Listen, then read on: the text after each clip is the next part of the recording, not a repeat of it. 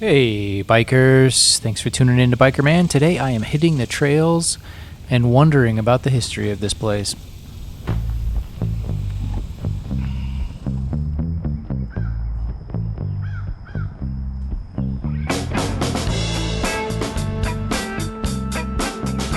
Well, on this day I am taking my third ride at the Pecan Grove Trail in Rowlett, Texas.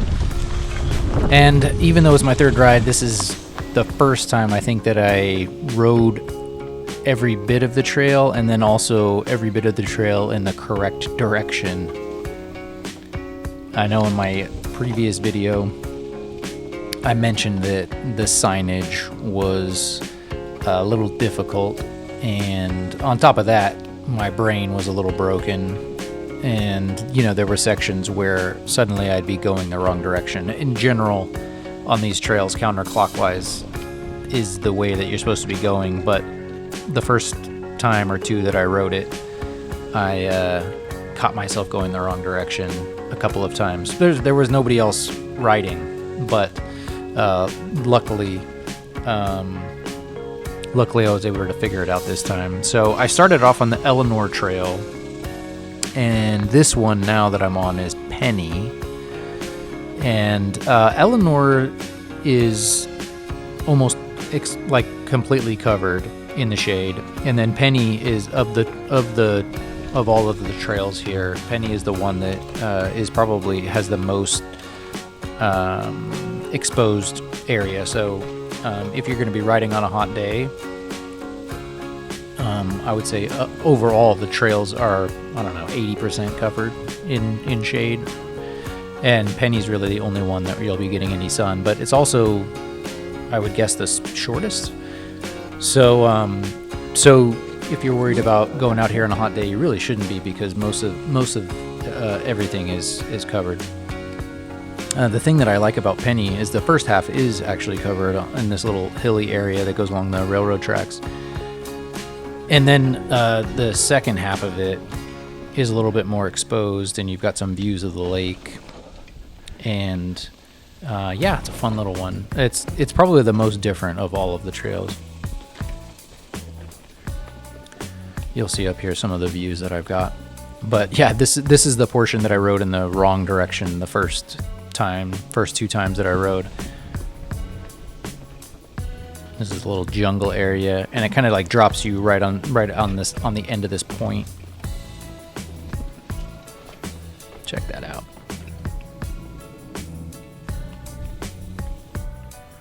Nice little spot.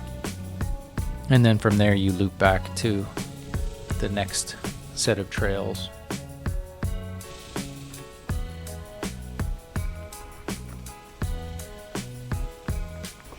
You could tell this area, there's a lot of fishermen that come here. So just as a heads up, there's a lot of glass and fishing line, and I'm guessing fishing hooks. But this is the area that I was talking about that was mostly exposed. So that one is probably 50-50. And then you kind of take this little road portion. Check that out, 1922. It's a cool old railroad bridge. In fact, this road used to extend out into that lake, but if you're ever here, you can see in the lake area that the road is now underwater, and you can see some of the guide rail areas that still extend out into the lake.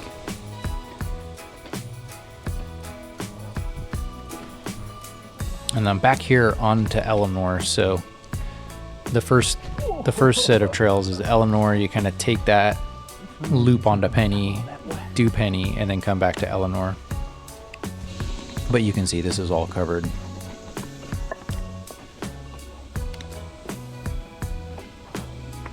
So it's been when I rode this, every other Dorba trail within 15 or 20 miles of me was closed because it had rained a couple days before. So the soil here, the drainage on these trails, if you're just wanting to get some dirt, little pump track section, that's fun. If you're wanting to get some dirt, it's not the craziest. Okay, and then this is Lucy. So this is the third set of trails that I hit.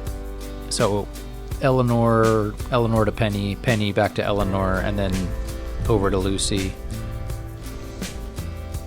They kind of do feel a little bit like there's like a little bit of a progression. Maybe like the first two loops are kind of like feel more like a little bit more of a warm up, and then this one, like, you know, you're elevating a little bit more, and then for the last two, I think are probably the most fun. But anyway, as far as being able to get on the dirt in this area where we get tons of rain, this is a great option. Especially, I don't know if it's that everything's a hill and so the water runs down into the creek area is better. It just doesn't sit there. A lot of this looks more sandy. You can tell here, feels more sandy. But anyway, there was nothing else open, and my local trails, which are not Dorba trails, were too muddy, so I didn't want to tear those up. So this was not too bad of a drive, maybe a 10-minute drive from the house. So, but you can see the trails were in great shape. I don't think that there were any areas that were muddy or damp at all. And also, it was, on this particular day, it was in the 90s. So, and you know, when the trails are 80% covered by woods, you know, a hot day doesn't feel quite the same, which is great.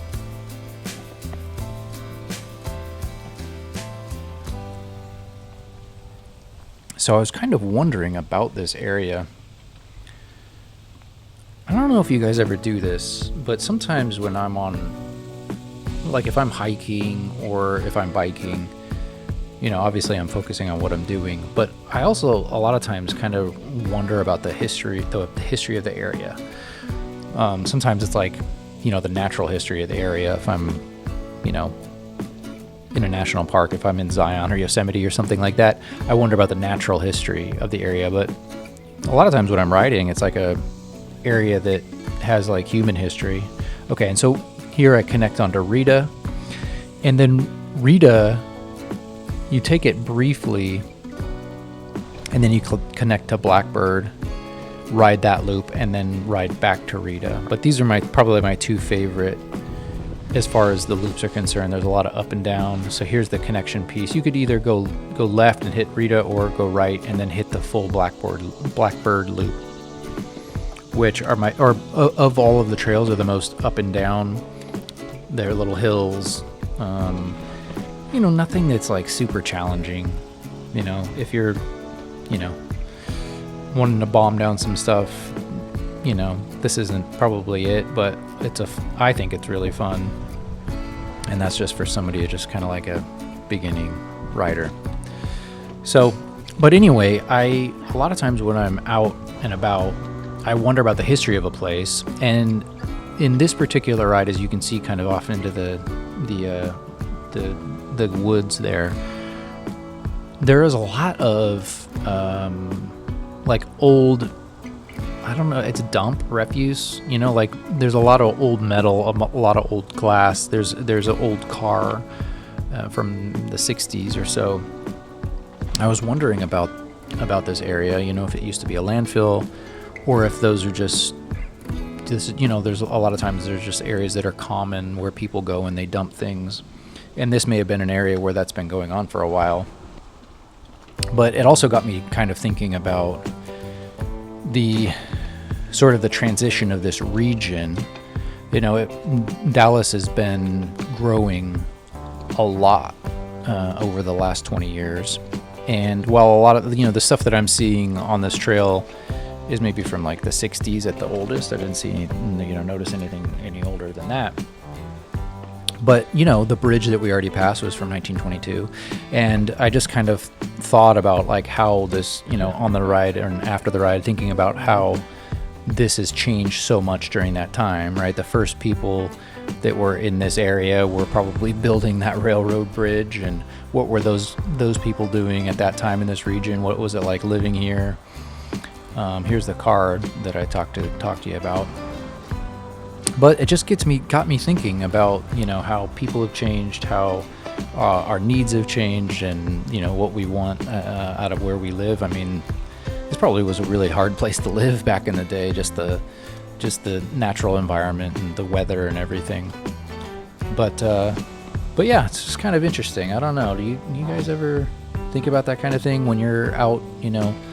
I don't know. It doesn't even have to just be in nature. I guess you could just drive through an old town or a town that's in transition, and Dallas and this region are very much in a transition from what it was to what it's becoming. And this area was people working on that railroad bridge, and now there's people riding mountain bikes and hiking, and it's just to me it's just kind of interesting to think about that history. So I wonder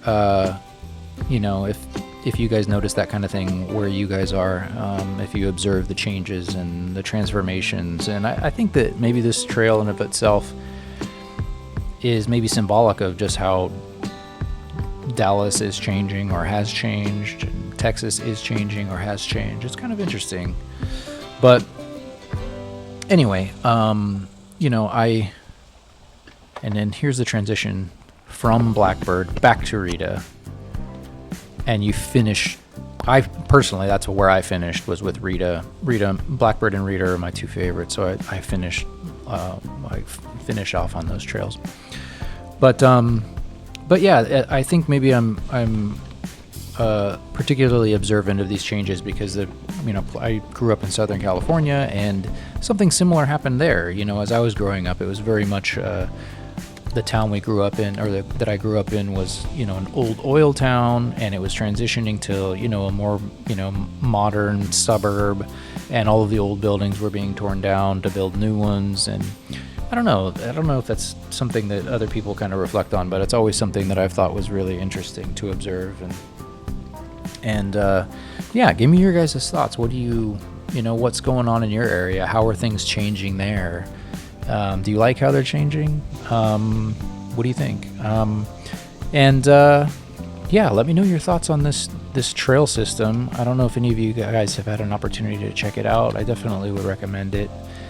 It's one that I'm going to probably going to become my most common ride, just because it's a good combination of distance and fun. But anyway, guys, thanks for tuning in to Biker Man. I appreciate you. Like, subscribe, and I will see you out there.